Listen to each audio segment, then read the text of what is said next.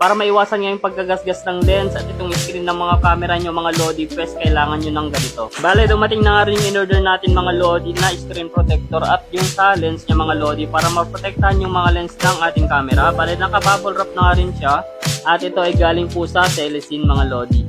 Isa nga ito na mahalaga na accessories ng ating camera. Bale, ito mga Lodi ay para sa Action 5 na tempered glass. Bale, sa pagkakabit natin mga Lodi ay meron tong para dito sa kanyang lens at para dito sa kanyang dalawang screen na maliit at malaki mga Lodi.